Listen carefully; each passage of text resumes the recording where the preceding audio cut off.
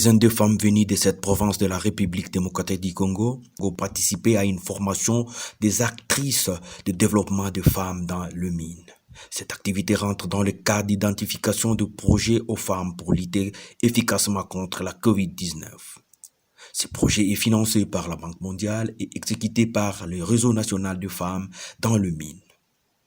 La ville de Goma a servi de cadre à ses hôtes pour cette formation. Pour la Banque mondiale, notre partenaire qui nous a financés pour que ces activités soient réalisées. Il nous a financés et non seulement pour les activités d'identification, la Banque mondiale nous a financés aussi pour renforcer les capacités des actrices du réseau RENAFEM. Et le projet ici sera réalisé dans les 7 provinces, dans le Nord Kivu, dans les sites Kivu, Maniema, Katanga, Tanganyika, la province de la Chopo et de la province de Kasai oriental. En dépit de l'engagement des femmes dans les activités minières, ces dernières éprouvent d'énormes difficultés. Ces dizaines de femmes ont appris les techniques, non seulement de faire une campagne de la lutte contre la COVID-19, mais également les techniques d'enquête. Nous sommes en train d'être outillés sur les techniques d'enquête participative justement sur les problèmes que éprouvent les femmes dans les secteurs miniers en rapport avec la pandémie. Vous savez que c'est une crise sanitaire qui a un caractère mondial, mais cette crise sanitaire a un impact aussi sur l'activité minière parce que les mines ou les minerais sont destinés à l'exportation. Et chaque fois qu'il y a une crise économique au niveau mondial, cela impacte aussi le prix au niveau local et par ricochet le revenu des femmes qui sont dans le secteur de mine. C'est vrai que les femmes sont butées à beaucoup de problèmes parce qu'elles ne travaillent pas dans les mêmes conditions que les hommes. Et c'est pourquoi il faut qu'il y ait d'autres femmes leaders qui se mettent qui doivent essayer de trouver des solutions aux problèmes auxquels les femmes sont confrontées dans le secteur minier. Une fois formées, ces femmes vont également dresser un état des lieux des problèmes que rencontrent les femmes œuvrant dans le secteur minier. Effectivement, oui, je vous dis qu'on va aller identifier les problèmes. Aussi, la COVID-19, c'est une porte d'entrée par rapport à l'identification des problèmes. Et là, nous allons aussi mettre l'accent sur la situation de la femme au niveau des sites miniers, au niveau de la communauté. Et là, on aura bien sûr, quand on va parler avec ces femmes, les femmes vont nous relever, vont nous donner leurs besoins, leurs problèmes. Et après, quand on aura maintenant à mettre ensemble tous les problèmes par rapport aux femmes et les besoins aussi exprimés par les femmes, c'est à ce moment-là qu'on saura, on peut commencer par où et on va terminer par où. Elles ont remercié le Réseau national de femmes dans les mines et la Banque mondiale qui ont facilité cette formation et promettent restituer les acquis de cette formation à leurs congénères car ils ont désormais appris comment récolter les données sur le terrain. Chez nous au Kasai, il y a le premier problème, c'est la violence. Les femmes victimes de violences par les gens communément appelés chez nous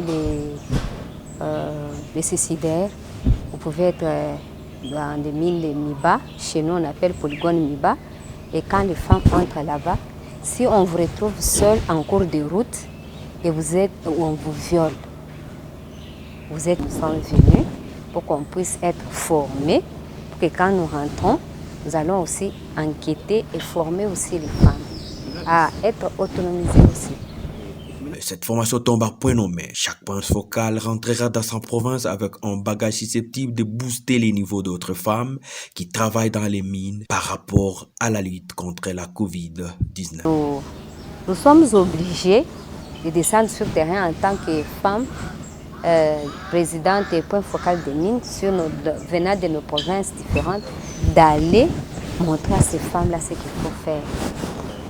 Pour atteindre ces objectifs, la coordonnatrice nationale de la RENAFEM exhorte toutes les femmes de faciliter la tâche aux points focaux qui vont descendre sur le terrain pour récolter les données qui directes sont bénéfiques pour toutes les femmes œuvrant dans les carrés miniers partout en RDC. Oui, le message que je peux vous dire présentement par rapport à notre entretien, d'abord pour la communauté, pour ces femmes-là qui sont dans les sites miniers. d'accueillir les animatrices, d'accueillir les points focaux qui vont faire les enquêtes afin d'identifier les besoins. Ces femmes qui vont descendre sur le terrain, elles ont les besoins d'accompagner les femmes afin de relever leur niveau. Elles n'ont rien à leur donner comme récompense après l'entretien. Que ces femmes au niveau de la base acceptent la présence de ces femmes-là, les messages, les facilitent le travail sur le terrain. C'est pour le bien de la communauté et c'est pour le bien de la femme. Nous devons relever les niveaux et les défis des femmes qui sont dans le secteur minier. Aux partenaires techniques et financiers de faire un regard du côté des femmes. L'approche genre n'est pas considérée au niveau de la communauté.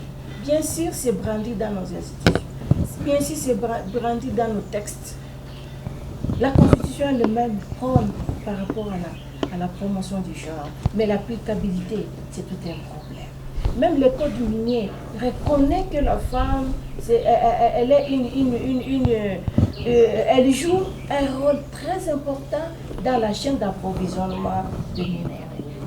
Tout en remerciant la Banque mondiale pour avoir financé cette formation, mais elle demande un appui supplémentaire pour mieux lutter contre la COVID-19, notamment la dotation des kits pour la riposte de cette pandémie. Nous demandons aux bailleurs de fonds de nous appuyer dans nos provinces avec les moyens financiers, d'appuyer les femmes qui sont dans des mines. Par exemple, le problème de COVID-19, nous ne pouvons pas aller demander aux femmes de respecter les mesures barrières.